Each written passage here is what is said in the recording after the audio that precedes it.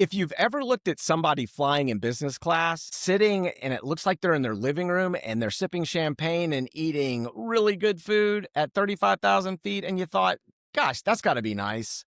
Today's episode is literally going to flip your entire mindset. Welcome to the Points Rookie. This is the show where we take you from clueless to confident in the world of travel rewards. I'm Lane, your host, and today we're diving into a conversation that might just change the way that you think about travel forever. Because here's the truth. This is the kind of travel that you dream about, the luxury, the adventure, the freedom, and it's way closer than you think. Most people assume it's out of your reach. They assume it's for the rich, the lucky, or those people who just happen to know someone. But today's guest is living proof that travel can be a revolution. DeAndre Koch is the founder of Boldly Go, host of the Revolutionizing Your Journey podcast, easy for me to say, and CEO and founder of Truicity Wealth Management. He discovered that when you learn the skill behind points and miles, everything can change. You can be more adventurous, you can be bold, and you get to enjoy the experience instead of stressing out about the price tag, because when you spend less on the journey, you get so much more out of the destination. And if you actually need proof of this, this man and his wife, Taryn, took a 33-day honeymoon. That's right. I said 33-day honeymoon. Most people don't even get that much time off in a single year. DeAndre, I am pumped to have you on the show. Welcome to the Points Rookie, my friend. Man, Lane, that intro was so good. I think I'm going to clip that and just wake up to that every single morning because that was amazing. Super excited to be here. Thank you so much for having me. Well, on the side, I'm also a personal hype man. So, if you need my services, don't you hesitate to let me know. But I've got to start right there. A 33-day honeymoon, how is that even possible? So it's possible by a few fronts. So A, points and miles fueled a lot of it, not all of it, but points and miles covered a good amount of it. And for the record, I've been in points and miles for over a decade now. So I've got a pretty advanced understanding of the strategy, all of those things when it comes to how to best utilize points and get the most outsized value for them. The other piece of it is the nature of work that we do. As you mentioned, I own a wealth management and financial planning firm. My wife, she has her own consulting business as well as she works part-time for a kind of career transition and management company. So we have flexibility in our schedules, and I get not everyone has that, especially, most people have a set amount of PTO. So because I own my business, I can create my own schedule, so that there are nuances to that. Now, one thing to note, when I am gone, I know we're talking a little bit about this off air, when I am gone, when I'm traveling, I can't disconnect 100% from what I do because I manage clients' money, I have a great team, I have great practice, but I still have emails coming in. I have to answer whatever time zone I'm in. I'm waking up, I'm forwarding them. So I'm still getting a little bit of work done, but I'm not doing client meetings in that time. But yes, points fueled a lot of what we did. It fueled most of our airlines. So we did business class for our honeymoon for pretty much every flight for the most part. And we covered Hong Kong, Fiji, and New Zealand in these 33 days. So business class flights, pretty much paid for by points. And then a lot of our hotel stays, not all of them, but a lot of our hotel stays were points as well. And that was the biggest aspect of it. So for our honeymoon, we spent out of pocket for the things that we use points for, to be very clear, because there's a lot of things we didn't use points for, we paid cash for. But the things that we used points for, we would have cost us $26,000, especially with all the business class travel and the hotels and such. And in total, in taxes and fees, we paid $500 and I believe $26 and a little over a total of about 1.5 million points for all of those. Some of those points we bought, some of those points we just had on our credit cards. I'm happy to talk through that as well. But in general, $26,000 of value, $500 and change out of pocket. That's how we did it.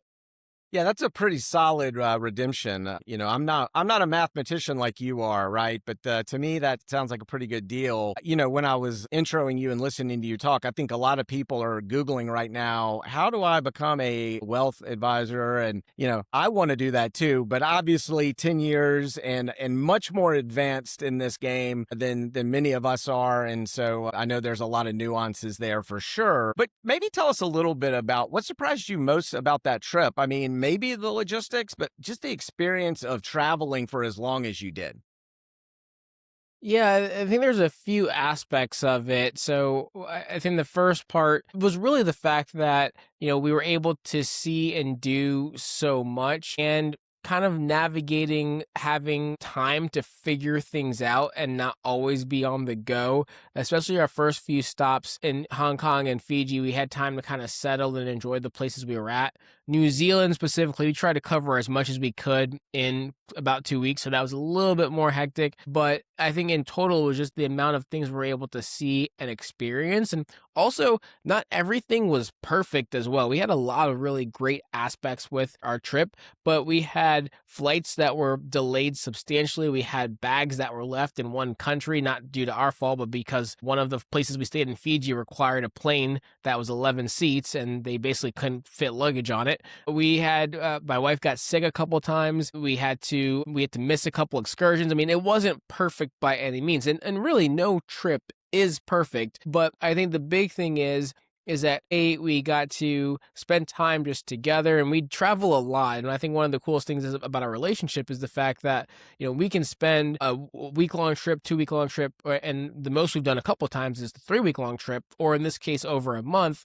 And even after we get back in land, back at home, and we have to get back to our day-to-day life, it's not like, okay, we've been together so long, like, we need our space now. We're still like watching movies together and other things. So I think that like being able to experience that component is fun. And also I like the fact that we look at things differently from a travel standpoint and how we immerse into culture and other things differently. My wife is much more of a foodie, so she likes the food experiences and places that we go. I'm a little bit more on the adventure side. So kind of blending all that together, I think is the fun part. So, DeAndre, people hear 33-day honeymoon, and I'm sure you get that a lot, but what do they usually get wrong about how you actually pulled that off? I think a few things. So most people would probably assume that I went ahead, especially if they're not in the world of points and miles, let me say. They probably assume like these are the set dates that I planned the honeymoon, and then I booked my points and my travel and my stay, all of that, because that's the dates that I set. And that's actually not how it happened. The honeymoon actually was going to be slightly longer, and it was all due to the flights that we found. So, based on the work that I do as a financial advisor, my deadest time of the year is right around Christmas and New Year's. No one really wants to meet with me and talk money, talk financial planning, all those other things. And most of the end of the year, last minute, we got to do this stuff from a tax standpoint type meetings have already happened. So right around the 20th-ish of the year of December, I should say, all the way to about January 5th or 6th, it's kind of dead in my world. That's a good time for catch up and those type of things. So that's one of my best times to take the longest trips that we take. And we've done that a number of times. Maldives, we've done the Middle East. Again, 3-week trips are never a month long. So I think most people would assume, okay, I pick a starting date and an end date. That's not actually what happens. One thing after you've been in points and miles for a while, and you start to learn very quickly when you're new, because I know your show is really tailored to those that are new, is that you have to change your thinking about travel. Because most people, when they travel, they're used to and they're conditioned to say, okay, I want to be wherever it is, Miami, Fort Lauderdale, Mexico, whatever it may be, and I want to go from this day to this day. And then they go ahead and they look for their flight and or their hotel, or they do some combination of that. Maybe they book their hotel first, then book their flights, but they set the dates first based on schedules, timing, events, whatever it may be. Well, when you're a points traveler, you're trying to do big redemptions, big aspirational trips like this. If you want your points to go the farthest, you search for what's available and you let that dictate your day. So what happened when I searched is I found, as I was trying to figure out how to get to Fiji, actually, because the originally plan, the game plan was to be Fiji and New Zealand specifically. I was struggling to find good options on how to get to Fiji in December, specifically for when I was traveling. Well, using some of the tools I like to use and talk about to figure out what airlines fly into Fiji and what routes, a good tool for this is flightconnections.com, one of my favorite tools. I saw that Hong Kong is a really good place to go to get into Fiji with points specifically. So that's where I was like, okay, well, I can't find really good redemptions for Fiji. When I say really good, that means yes, I saw flights where I could spend 200 or 300,000 points per person one way, but that's not a good deal for points. So I want to make my points last as long as I can. So what I did is I said, okay, well, what are points looking like going to Hong Kong? We haven't been there. It adds another country to our list and to check off, and it's another new experience. So I found a really great points deal to Hong Kong. And from there, I had a even more amazing deal to Fiji. And that's kind of what created the start of our trip. Now, I knew we were going to end in New Zealand because if I knew we were starting in Fiji, well, technically Hong Kong to Fiji, that New Zealand was going to be the end.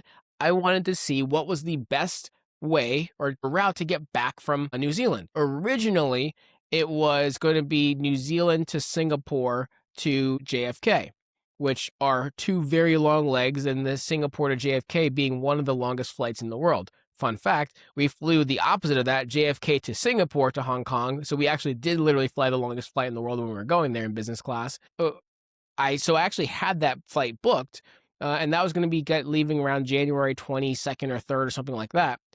But I ended up finding, because I kept the searches going, always trying to see if I found something better, ended up finding a direct flight from Auckland to Dallas, a 13-hour flight that was on the 15th. And so what ended up happening was I had a flight 15th of December going to JFK or going to Hong Kong, I should say. And then 15th of January, leaving New Zealand, going to Dallas, and with the time difference as well as the extra day in the month of December and all that, it ended up being 33 days total. So by just searching for what was the best points deal, flight deal, that's what created the trip itself, the frame of the trip. And then once we had the leaving and the and coming back, then it just had to be filling in the rest. And that whole planning process, I'm sure, took quite some time just to figure out the logistics. And, this trip alone could really be 3 or 4 episodes long. And I know from listening to your podcast like I do, I know that you are actually detailing this out so folks can follow your journey. We'll plug that for you so you can tell everybody where to follow that. But man, what an absolute trip. But I would like to talk a little bit more kind of the mindset a little bit behind this. And your podcast, which I am a big fan of, is Revolutionizing Your Journey. What are people waking up for the first time when they really learn about points and miles? So I think they're realizing that travel can be way different than what they had imagined. And no matter where you're from, what your background is, your financial status, any of these things, pretty much anyone can revolutionize the way that they travel through points and miles. On the most simplest range is, okay, by understanding that I can get a Southwest companion pass, and now if maybe me, let's say it's you, a spouse, and 2 kids maybe, and you are kind of struggling to figure out how to afford to travel, maybe how to take a flight, maybe that's a little bit out of your budget range, but by finding out that by playing the points game the proper way, you and your spouse can both work to get a companion pass, and that allows you to have each kid with you flying essentially for close to free on said companion pass. So now instead of buying 4 round-trip flight plane tickets, you're only buying 2 plus some points and such. Well, you've just cut your flight budget in half. Where can you now go that you might not have been able to go before? By accruing some points over time. With the key word with this is with the normal spend that you do every single day already to live and survive on groceries and dining out and gas and electric bill and everything else, by turning that spend into points that can then be a stay for a night or 2 or 3 or more at a hotel, what new travel do you open up? And that goes all the way to the other end of the spectrum, where if you're already fairly well off financially and you already have a pretty large travel budget, let's say for you a trip, a budget for a trip is $10,000. Well, for most people, if they're budgeting $10K for a trip or any amount of money for a trip, they're probably eating away 70% of that with their airline and their hotel by itself. Well, what happens if you compress your airline and your hotel expense to 20% of the total value or budget, right? So instead of it being 7,000 out of 10, it's 1,000 or 2,000 out of 10. What would you do with that other $8,000 to $9,000 that you now have to spend with the same travel budget? And the same thing happens if you have a travel budget of $1,500. One of our listeners in our group, in our community, her husband kind of had a last minute window of availability in the schedule and challenged her and said, "What can you do with $1,500 in on these dates?" And last I checked, as of this recording, they were at the Waldorf Astoria in Costa Rica, right? Like, when does that ever else happen? So that's what I love about Points and Miles. People wake up saying, you know what?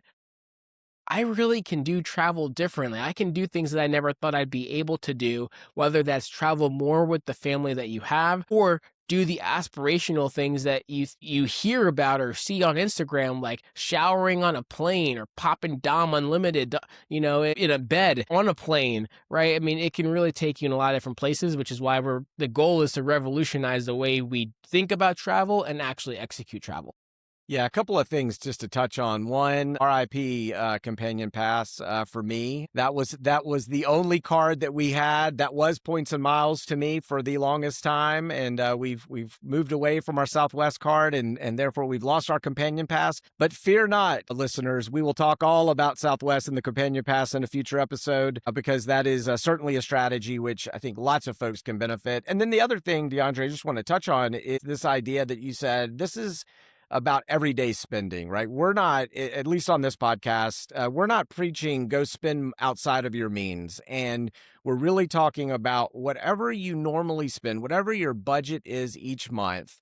Take that budget, get rewards cards, hit your sign up bonuses, earn your multipliers, and begin to earn points and miles on your everyday spend. And then you can be rewarded for that through travel and opportunities that either will enhance your travel budget, as you said, or create a travel budget that maybe you really don't have right now. So I'm so glad that you mentioned that. And that's just so important. And quite frankly, it's one of the main reasons why I even decided to start the podcast. So I really appreciate you hitting on that. What would be a belief about travel that you think people have that you wish you could just erase? Yeah, there's a lot of things, but I think the biggest thing is that you'll be surprised how many places that you think you should be fearful of visiting are some of the most incredible places in the world.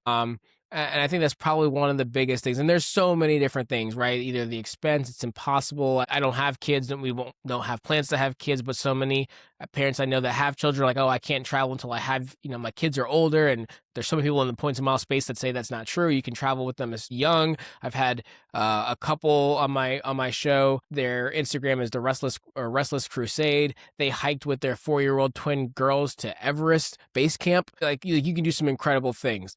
But I think the big thing for me is that travel opens up worlds and expands horizons that you just don't get when you stay at home. And a big item for that is, for instance, when we went to the Middle East, we did 3 weeks. We did it in Qatar, Dubai, and Oman. And Oman, not many people that talk about it that often. One of the best countries I've ever been to in my life. One of the few countries I've ever been to that the people there genuinely seemed humbled and proud that you chose to spend time in their country. And there were so many people that I heard of that said, oh my God, you're going to the Middle East, like be careful, like it's dangerous, all these different things. And it can be the farthest from the truth. And there's safety issues everywhere in the world, here in the US, all over the place, right? There's definitely places that you need to be smart about where you go. But I think the biggest thing is that travel can open up horizons and opportunities that if you just give a chance, you can do some incredible things and see some incredible things. And before I stick to the next question, because I mentioned my wife, who's my player too as well, she did listen to the episode that I was on where I was a guest on your podcast. And a bone to pick with you, DeAndre, is that you did not persuade her not to want to go to the Maldives. We talked about a $50 hamburger. That sold me to go look for other locations. After she listened to it, she said, I'm still not deterred. And so anyway, we can talk about that off camera later, but just know that that's a bone to pick with you a little bit later. So with that, let's talk about intentionality, because from listening to you, following you, I've heard you talk about intentionality and about living your life with intentionality. I've heard you through other interviews talk about this. With that being said, what does intentional travel look like in your own life? Not necessarily just the trips, but the decisions that you make behind them. Yeah, I think intentionality permeates a lot of what I do. On my wall in my living room, I literally have a sign that says something to the effect of "Live your life with intention." Live the life you are always meant to live, essentially. And I think really this actually take a step back to what you talked about financial responsibility. Right, we all have a value that we add with our shows and the angles that we have. I think you're doing a phenomenal job with your show, talking to the people that are newer in Points and Miles and really having a beginning understanding of what this world can do. For me, my background as a financial advisor and my licenses and designations in my entire career means I have to be very careful about what I say, especially when it comes to money and things like credit card and finances. Now, I don't talk financial planning on my show because of FINRA and SEC rules and other things, but I have to be very careful about what I say.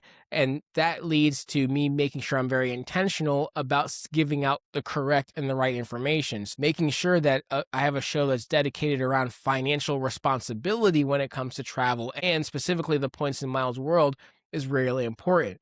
So the way intentionality with travel means for me is, yes, I love to do all the things that look glamorous on Instagram, but I don't travel because it looks glamorous on Instagram. I travel because these are places that I want to go. My wife and I want to go. These are things that we want to experience. Maybe some of it's inspired by things we've seen on social media, but it's not, let's live this life to portray something to make it look good for social media.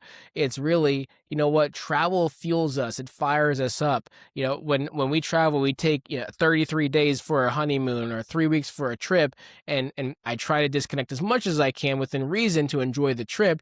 But what most people don't see is when I'm back here at home, I'm in the grind. I start my days early. I wake up early for CrossFit, and then I go. And then after I'm done with the practice, then I work on the travel and the podcast and all those other things until late every single day in, day out. But I do that with intention because, again, I enjoy that and it allows me the opportunity to get away and travel. So when I travel, I want to connect with the things that are important to me or what I enjoy doing. For instance, photography. I've loved photography since I was a kid. I have photo albums from when I was a kid, and I had a little point and click camera just going around taking all sorts of pictures of my dog and all sorts of different things. And before I had the podcast, before I had our travel Instagram, our blog, any of that, I bought a drone just because I love photography. And so getting a bird's eye view back in 2015, 2016 of different countries was really, really cool. Now, I wish I had thought to do Instagram and stuff like that back then. That would have been great as opposed to waiting 5 years later. But I did it. I do it and I did it because it's just things that I love. And still today, when we travel, I bring my camera, I bring all these things, not because it's great for Instagram and social media, but because I truly enjoy that avenue and that release and that outlet. And so that's why I try to make sure that everything I do is with the form of an intentionality. I know we talked about, some of the nonprofit work as well. I know you work within a nonprofit. I sit on boards. It's because I like to make sure that I'm doing things with intention. I'm setting a great example when I do it. Yeah, well, really well said. It's interesting. We've talked about the wealth management side, Points and Miles expert as well. Obviously there's philosophies there that they may coexist. They may overlap, they may not. I am curious, how do you walk both of those? How do you see them working together or in opposition? So they definitely work together. I'd say my connection to Points and Miles came because of my work as a financial advisor. What I mean by that is when I first started my career and I'm building client base from scratch, building trust with people, they're coming to me for advice. And it wasn't just how to save for retirement and how to make sure I have enough life insurance or put my kids through college. It was also, hey, what credit card do you recommend I get for travel and other goals? And me being the analytical person I am was like, well, let me do some research and figure this out. That's how I figured out about Points and Miles. It was by me doing research to benefit my clients back in 2015, 2016 or so, because I wanted to give them knowledge, but then that armed me with oh, wow. So there's points, as I know you knew as well, right? With Southwest, there's points. And then there's the really points, right? With the transfer partners and all the things that we do. So that being an advisor, it was the catalyst for me getting to the Points and Miles. But then now for Points and Miles has allowed me to add more value to my clients because now when I'm talking through their financial planning and their goals, and they say they want to travel, especially as my practice has grown and my knowledge has grown as an advisor, and my complexity and skill and like complex, work with clients and complex analysis and scenarios and retirement planning and those type of things. Now it's okay. We want to do all this travel. We want to do all these things. Hey, by the way, this trip you want to take, like, I can figure out how to enable you to do that without pulling more money out of your retirement account or your investment portfolio or this or that. I had a meeting with one of my clients a few months ago. So it's actually last year. So she won basically on this auction a retreat in Bali, basically. So she already had the dates fixed, which makes things difficult, but she already had the dates fixed. And she was like, I'm looking to do this, but man, tickets to Bali, they're so expensive. And I was like, well, let me just see what I can do. I was like, you already have set dates and you have PTO you got to work around. I don't know what I can do, but let me just double check. Come to find out, she had some American Airlines miles, not a ton, but some. And she lives in Dallas. Dallas as a hub, American miles makes it even easier. Long story short, found her the one way from basically Dallas to Bali, maybe 36,000 American Airlines miles and like $6 out of pocket. Right. So she's like, oh my gosh, this is amazing. We've got the trip, this flight planned to Bali. Is it economy? Be very clear. But she was happy with that. And then we had a follow-up meeting 3 months later, and I was like, okay, you still going to Bali? She's like, yep. Well, I still got to find the return flight for you. And she had a little bit of American miles left over, did some math, found out for her if she bought a little bit more American miles, again, there's unique scenarios where buying miles, buying points can make sense. If she bought some more American miles, we can get her a one-way on the flight back from Bali. And I think it cost her $200 in American miles plus $200 to buy the American miles, plus the actual miles itself. So she's flying round trip to Bali for around 200 and, let's call it $10 total, right? And that's an experience that not a lot of advisors can deliver for their clients, right? As opposed to, hey, here, pull from your savings account to do this, or pull from your investment account to do this. So for me, it really goes hand in hand because it gives me a knowledge to help clients experience something that they might not have been able to experience in the same way before.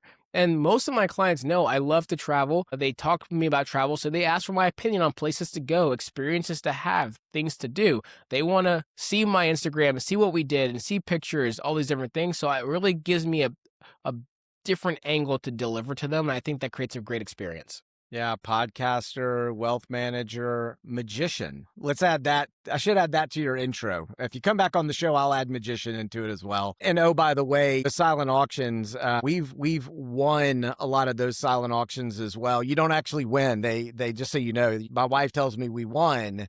And then I really realize that means that we paid for it. But anyway, 100%. A story for another day. But what I love about this conversation and kind of what you do and the overlap is that you're not just talking about travel, right? You're kind of talking about this mindset shift that really is about intentionality with money, intentionality about choices, intentionality about the way that people can travel and ultimately experience the world. And I think that that's a really awesome conversation and a good point to make, because once that all starts to click, once this intentionality all starts to click, that's kind of when I see this magic start to happen, right? Because then we can start talking about actual trips, right? And redemptions and those kinds of things. And so that's kind of where I want to take us now. So I want to start with what was your first redemption that made you think, yeah, man, I can do this. This kind of changes things. So it's funny. I actually can't remember what the trip was specifically. And it sounds terrible, I know, but I think I never had the moment of necessary, I guess, doubt. It was more so like the analytics in my brain, like, this must make sense. This must be how it works. So I never had that moment of like, wow, this is something I would have never expected to do. Now, granted, I will say most of my travels I was doing pre-COVID was pretty much all economy when I was using my points. And it really wasn't until the last 5 or 6 years that I really leveled up my own experience when it comes to points and miles travel and those type of things.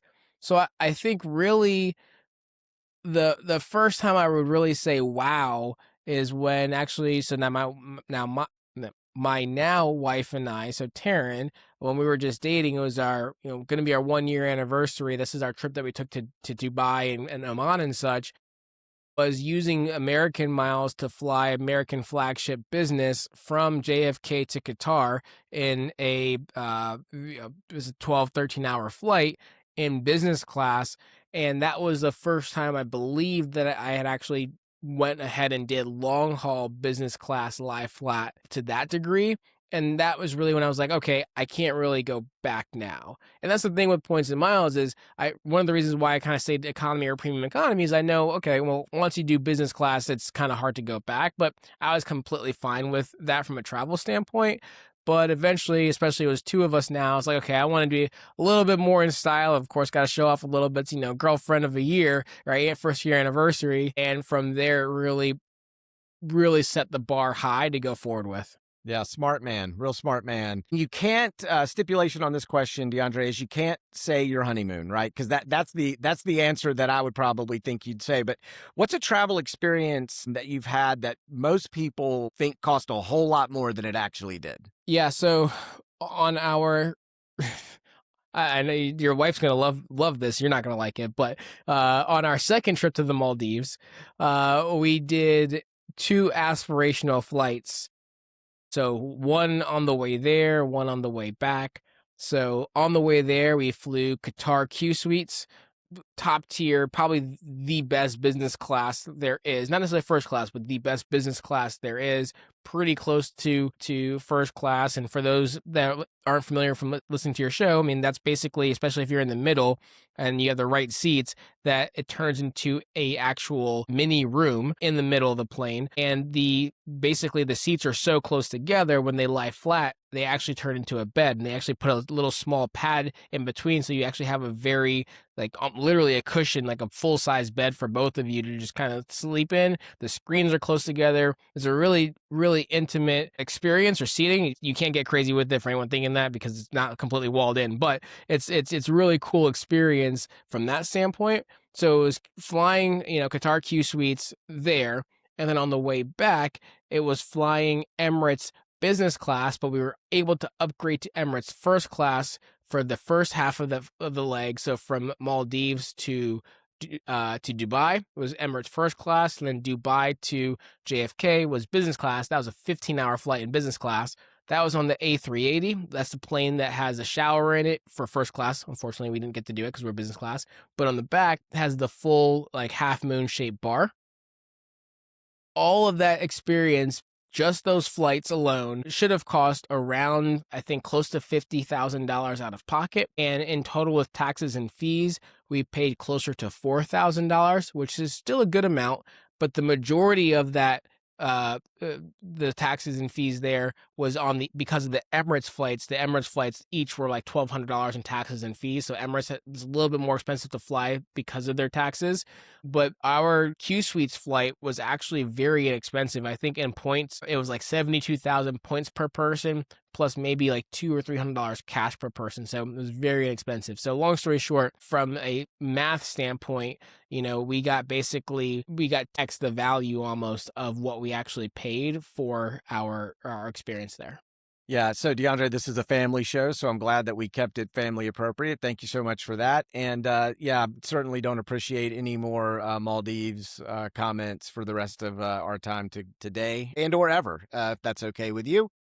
I will try to leave them out going forward. Yeah, we can't have any more of that. It's not helpful one bit. I'm also curious, and this may be the same as well, but a redemption that you're really proud of. I mean, I've listened to a lot of your shows and a lot of the interviews on other people's podcasts of you, so I've heard a lot of these. But what's a redemption that you're really, really proud of, but it's not one that anyone really asks you about? There's obviously been a few. I'm going to avoid anything that involves the Maldives, because I've learned that's a bad word down this show. And I'll go with the first time we really specifically used a card strategy, that we got a card knowing exactly where we wanted to use it and then use it in that place. So what I mean by that is back in 2023, her and my wife, she got the IHG Premier One credit card. And we got that when it had its highest sign up bonus ever. I think as we record this, they might still be up there. It's like it was 170,000 IHG points for this $99 card. It's a fantastic card, although one of the things to know, co-branded cards are a little bit of a different world than the transferable currency cards. So you really want to have a good understanding of when it makes sense to get a co-branded card versus a transferable Chase card or Amex card or Capital One, et cetera, et cetera. So this is kind of more of a, like, I'd say level 2 card from the standpoint of, like, once you have your baseline, understand transferable points, that's when it can make sense to get into this, the co-branded world. But we did this because we've heard about really great diving in Roatan in Honduras. And we specifically were interested in staying at the Kimpton Grand Roatan in Honduras. And so we got this card, $99 card. I think it was like spend $3K on it in 3 months. You get 170,000 points. And with the card, get IHG, I think it's platinum elite status automatically. And if you have status, essentially, if you have this credit card with IHG, if you book 3 nights on points, you get the 4th night free. So what I really love with just getting this one $99 fee card and putting the regular spend that we would do on it within a month or two anyway to get the $3,000, boom, we had 170,000 IHG points dropped into our lap. And then what did we do? I went and saw what was the best availability to get 3 nights with those 170,000 points. So that ended up being in 2025, March of last year. We ended up going to Roatan and we spent 4 nights in the Kimpton Grand Roatan. 3 of those we booked with points or bought with points. And then the 4th night we got for free, all just from the points of this card. So I think it was really cool because it was a really intentional strategy where we said from a year and a half prior, we're literally going to get one card, get the points from this one card to get the benefits and an entire stay covered by one card for a place that we want to go to, that we've heard about going to for amazing diving. And fun fact about this place, we actually loved Roatan so much that we didn't really dive as much as we thought we would. We enjoyed the island so much that we brought all of our diving gear, all the things before diving, and the resort itself and the island was so incredible that we actually were not as interested in the diving that much. And so we had a fantastic time. I love the stories of redemption, the big ones, the grand ones, the sweets, the story that you just shared. I love them because it's not just theory. These stories are real life. And for this podcast, which is really focused on the beginner piece of this, a lot of the folks listening, I'm hoping, are leaning in right now and they're thinking, okay, I want that and it's possible. And what do I do to actually start? So let's kind of bring it down a little bit and really get some advice from you on kind of points and miles specifically, because a lot of folks out there may be overwhelmed at this point. There's a lot of information out there. So what would you say is the simplest first step that somebody can take today? So not this week, not next month, not this year, but maybe a simple first step somebody can take today. So if you're completely brand new and you're just taking in all the information, you're not really sure where to start, I would say the simplest place to start is first pick your points currency that you want to start with. And if you're looking for simpler, you want to be told which points currency to start with, I'm just going to tell you start with Chase.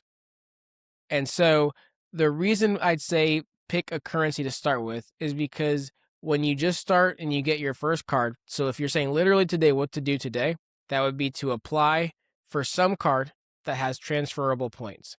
Whether that is Chase, whether that's Capital One, whether that's Amex, whether that's Built Now, pick one of these and go with that. Why do I say Chase? Well, I say Chase because they have a great ecosystem of points. They have a very easy to understand process of how to transfer points. And more importantly, they have a phenomenal transfer partner that's very easy for anyone to use to redeem with, and that's Hyatt specifically. Now, Built also has Hyatt. Their points system and currency is a little bit more convoluted, but that's another option as well. I think the biggest thing that people need to do if they're just feeling overwhelmed is they just need to go for it and then do it. I say go for it and do it. You might be like, you just said the same thing twice. No, they need to go ahead and get the card, get the points, and then execute a redemption. Because once you actually do it the first time and then you see what it's like to do it and experience it, it will change you. And I've had so many guests over the over 100 episodes on my show that have talked about, like, once they did their first redemption, that's when they were like, holy crap, this is real. So if I were someone that was just starting out and they're like, what do I do today? If you have, I don't recall if you've gone through 524 on your show yet, but if you have an open slot in 524, for those that don't know, that's as long as you have not opened 5 or more cards, personal cards, in the last 24 months, you have a slot open, get a card with Chase. So if you have an open slot, I would suggest, if you want to start off very simply, get the Chase Sapphire Preferred. As of right now, it's a $95 card. It's going to have a sign-up bonus of somewhere, I think, around 80, 90,000 points. And it's going to have, spend 3 or 4K in the first 3 months to do that. I don't have all the cards memorized and all the rules around the card, so that's why I'm generalizing this, but for the most part, $95 fee card, not a huge spend to get the points. Right, so the today is applying for that, and then the tomorrow is just your normal spend over the course of the next few months. Do that to get the points. Great card to use for dining, great card to have if you have some travel coming up as well. Then find a weekend that you and the spouse, you and a friend, you and your partner, you and your pet, whoever it may be, that you want to just get away for a couple days, and that has a Hyatt in that area. And you can transfer as many of those points as you want to Hyatt. You don't have to have any status at all with Hyatt. If you don't already have a loyalty account with Hyatt, go create one today as well. That's on the to-do list for today. It's free and easy to do. And then all you're going to do is you're going to search and see how many points are needed per night at this place you want to stay. And then if you're sure that you want to book, because one thing to know is when you transfer points, it's not reversible. So if you're sure you want to book this, if it's 15,000 points per night, and you want to stay for 3 nights, that's 45,000 points. Transfer your points from Chase to Hyatt, book those 3 nights, and stay there. That would be the first simplest starting point I would go with for anyone. You can do a lot more advanced things. Flight redemptions are way more complicated than hotel redemptions. That's why I'm encouraging to go with Hyatt, because it's simple and you can it's very easy to get a lot of value, get more value for your points with Hyatt than with Hilton and other places. So that would be a good starting point. The other backup option I would say is, if you don't really want to deal with, okay, well, what's the best card for dining out? What's the best card for groceries and this and that? And you're just looking to get a starting, like, catch-all card. One of the best kind of, not necessarily premium, but up there cards that can do a lot of good things, get you into lounges, and is very, very simple to understand, the Capital One Venture X. It's going to be an annual fee of about, I think, $300 a year. And what's going to happen is you're going to get every single year or maybe it's $400, $350. I'm drawing a blank right now. But either way, when you get this card, it's going to do 2x spend on everything, which is nice. So you don't have to think through gas versus groceries, what card to use for these different things. It's going to give you 2x on everything. And every single year, you're going to get a $300 travel credit. So when you book travel through the Capital One travel portal, that will eat up the majority of your fee. And then, and every anniversary, they're going to give you 10,000 points, which is very equivalent to like $100 worth of value. Now, the only downside with Capital One, they don't have any great hotel partners. So you have to get good at booking and airline redemptions, which again is a little bit harder, but it's a much easier card to use. So I know I gave a really long explanation, but again, to start off, for someone that's overwhelmed, I would pick a currency to go with. My recommendation for someone starting out would be Chase. I'd pick a card to go with. My recommendation for someone starting out would be the Chase Sapphire Preferred. And then rack up points and just plan your first redemption. Once you plan your first, you're going to understand what it's like to do more. And then over that time frame, you can research a little bit more, listen to your show, read blogs, whatever it may be, consume at the volume that you find comfortable. You'll over time learn how to do more. Yeah, those are great answers, really detailed. We talked about a lot of both of those cards actually in our second episode. So episode 2, if anybody wants to go back, we go a little bit deeper on each one of those. Really good first card options. A lot of flexibility, certainly with Chase, and as I've said on this show, that's the ecosystem my wife and I both started with the Chase Sapphire Preferred and the Reserve. We each got one. So now, not other people, but this is about you. So let's say we go back in time 10 years before DeAndre, the travel expert, traveling all over the globe, doing all the great things, and you had to start from scratch. You have no points, you have no cards. What's that first 90 days look like? So I'll tell you exactly what I actually did. And I think I would probably do the same thing again. Is I got the Chase Sapphire Reserve and the Chase Freedom Unlimited, and I applied for both of them the exact same day. And the reason why I did that is the Chase Sapphire Reserve, at the time, the fee on that was, I think, only $550 a year. And it was a much simpler card. And so for that was 3x on dining, X on travel, basically 1x on everything else. But the Freedom Unlimited was 1.5 on everything else. On anything, I should say. So I would use my Sapphire Reserve for travel and for dining. And then for literally anything else, I'd use my Freedom Unlimited card.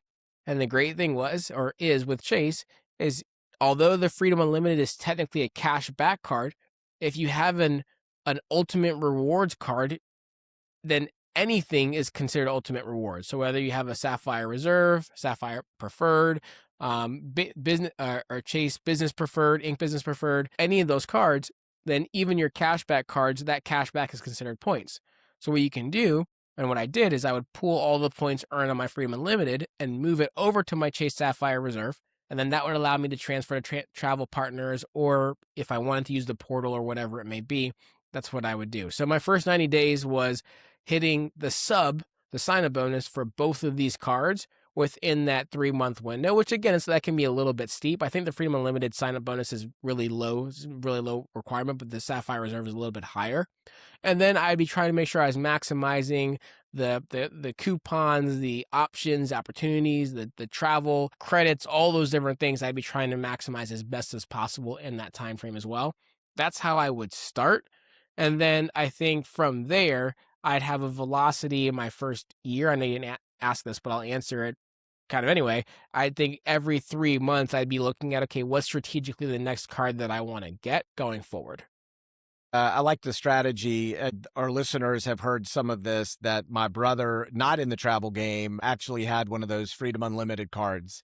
And I told the story about how we went to Costco together and he took out that card and I'm like, hey, what are you using that for? You need to use a different card. So that started this whole conversation with him. Since then, and since this podcast, he actually has gotten the Chase Sapphire Preferred within the last probably month. And so he's got that opportunity to use that cash back, but be able to transfer that now into the Chase Ultimate Rewards ecosystems. Our brother, not aware, it's a ninja move, right? I think that's a really strong strategy. So one other beginner question for you, and that would be, what do you think there's something that beginners get right, even if they actually don't realize it? I think what probably I would say, so there's what beginners get wrong and right. And I think it's the same side of the coin. So I'll answer your question first, but I'll explain what I mean by the wrong part.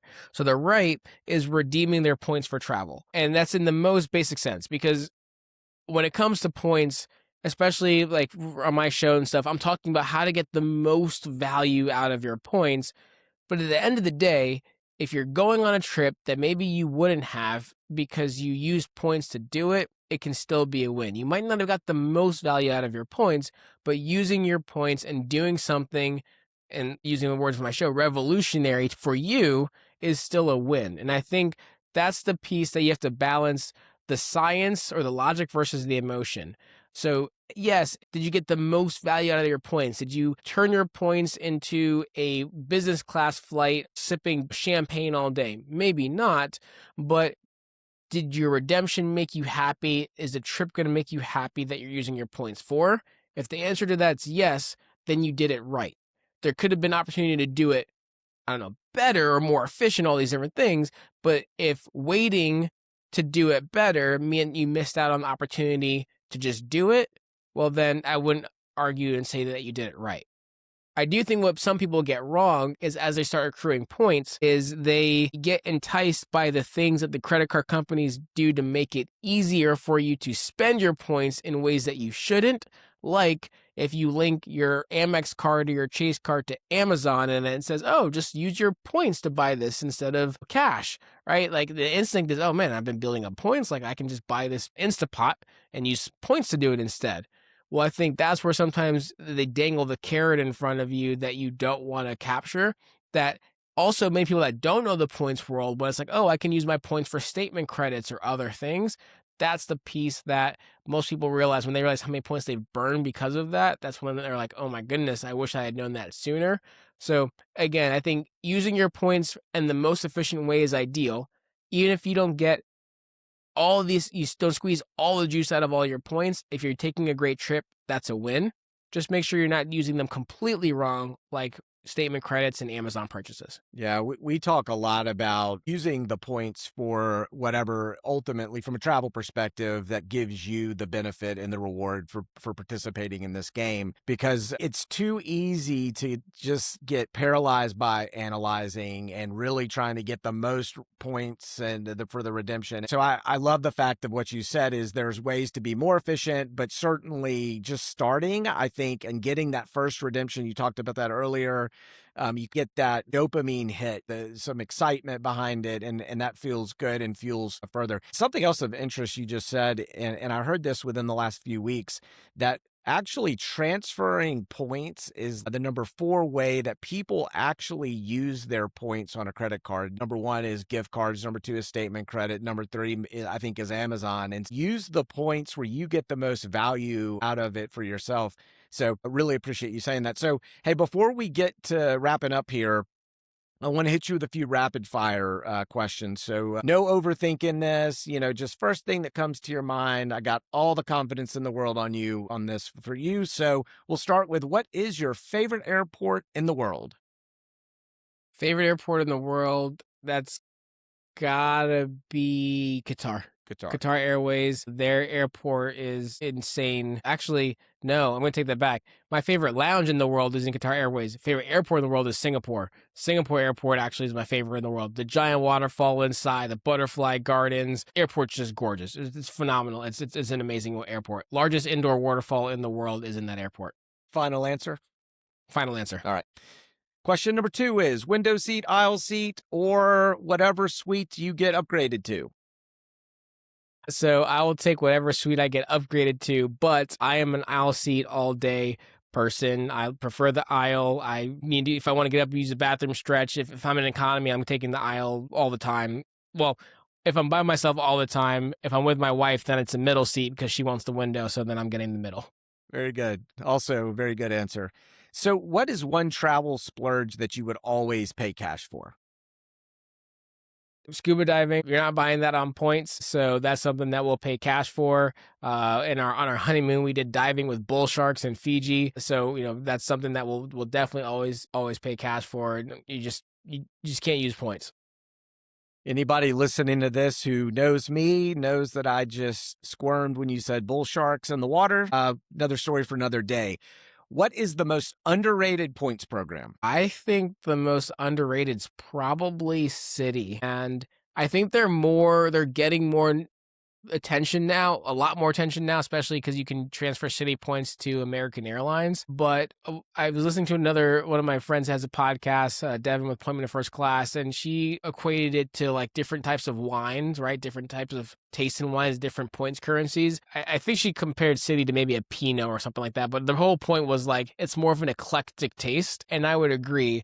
I think the ability to transfer to American Airlines is great, but the fact that they have a 1 to 2 transfer to choice, thank you, 1 to 2 to choice or 1 to 4 to I prefer, you're not going to find these all over the place like Hilton's and Marriott's, but if you're traveling to like through Europe, maybe like Scotland, Ireland, right, you can find some really amazing choice and preferred hotels. And I think like having nuances like that in your portfolio is of points is amazing. So that's why actually one of my daily drivers outside of now my built card, which gives me 2x on everything, is my City Strata Elite card for dining and such, because of the fact that I really want to keep accruing City points, because we can earn Chase and Amex points pretty easily, but City is really hard to earn. So I'm trying to build up that bank right now. Yeah, I love Devin Gimbel's podcast as well. She's fantastic. So, what's one travel item that you never leave home without? So I'd say my camera, my drone, there's a lot of different things, but I'll say more uniquely, I have the Meta Ray-Ban glasses that have the transition lenses. And so what I really like about it is, especially for like walking around in the airport, they have the bone conductivity so that I can listen to music or listen to a podcast while walking in the airport. Still hear my wife, still be present and alert to everything going on. At the same time, when we walk out of the airport and about to get into a cab or something like that, it's sunny and bright as day, the transition lenses kick in so I can still be listening to music, but I don't have to go fumble through my backpack to actually find my sunglasses.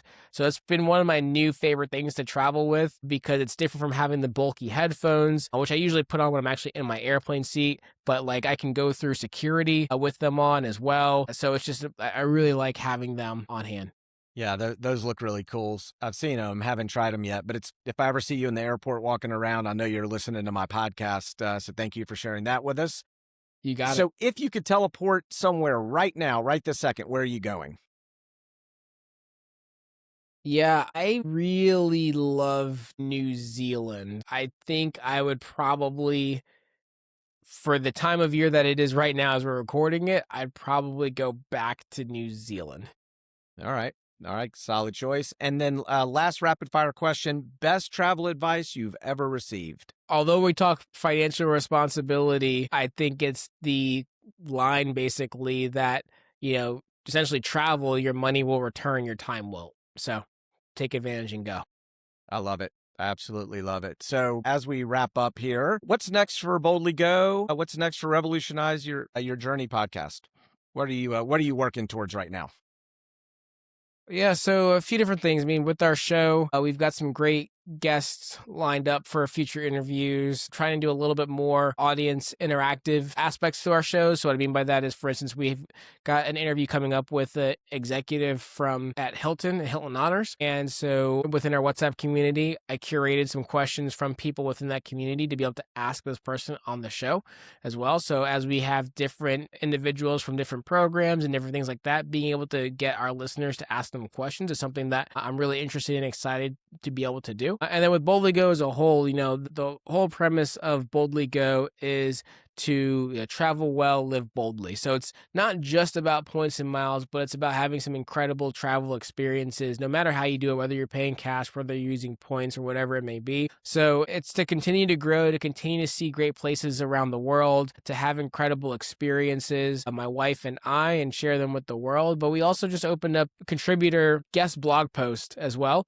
so that when individuals that had a great experience, one of the people that listen to our show, whatever it may be, they can actually add to our blog, contribute as well, because it's better than, of course, you're trying to figure out where to stay, the good, the bad, the indifferent. You're just reading through reviews on TripAdvisor versus like, hey, this was our experience here. Here's the pictures. Here's the things that went well, et cetera, et cetera. So just trying to continue to grow and have more people that want to be bold. They want to travel well. They want to be financially responsible while doing it. And they want to revolutionize the way they see the world and the way they get to go about, doing things with themselves, their family, and revolutionize their journey. I love it. And I'm looking forward to continuing to follow all of that along. And you have unbelievable guests on your show, DeAndre. I love the variety of guests that you have. You've got very experienced people. You just talked about somebody from Hilton, but you've got this wide range of guests.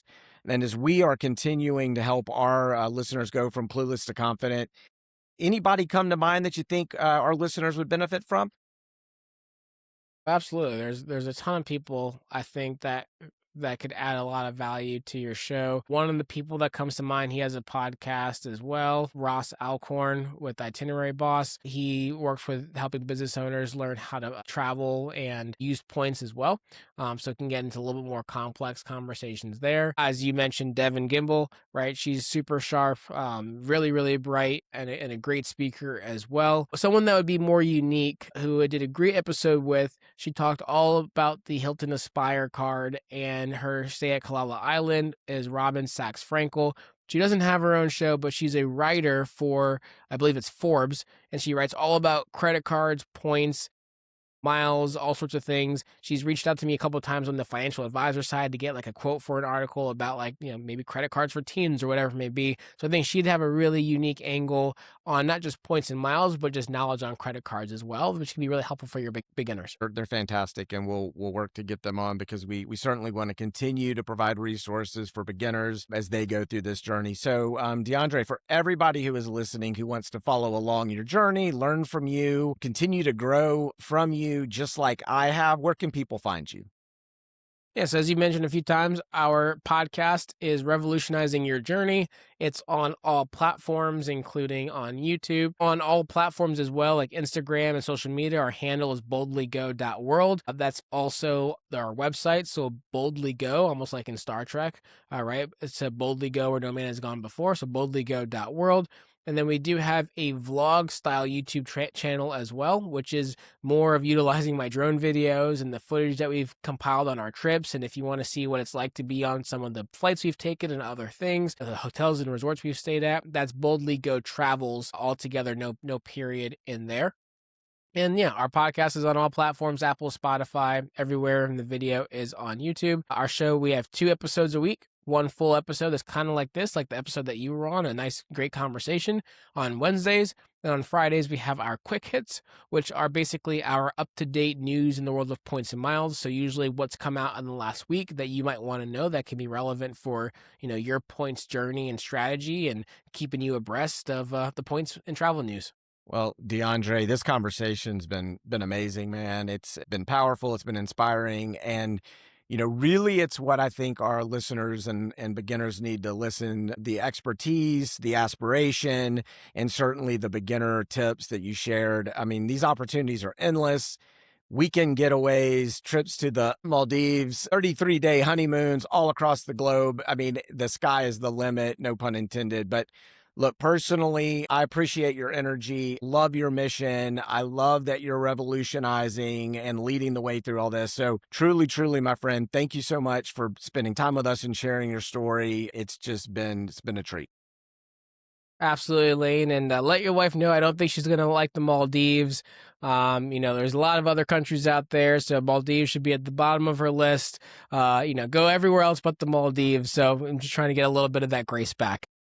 As always, thank you so much, DeAndre. You are now welcome back anytime. But with that, my friends, that wraps up today's episode of The Points Rookie. If this conversation helped you, and I know it did, feel even a little bit more confident about travel, drop me a note. Tell me where your dream destination is. Maybe tell me how many days was your honeymoon, or send me any questions you got, because they help beginners go from clueless to confident right alongside you. And remember, nobody starts as an expert. We all start as rookies. What matters most is that you start. Take care, everybody. Have a great day.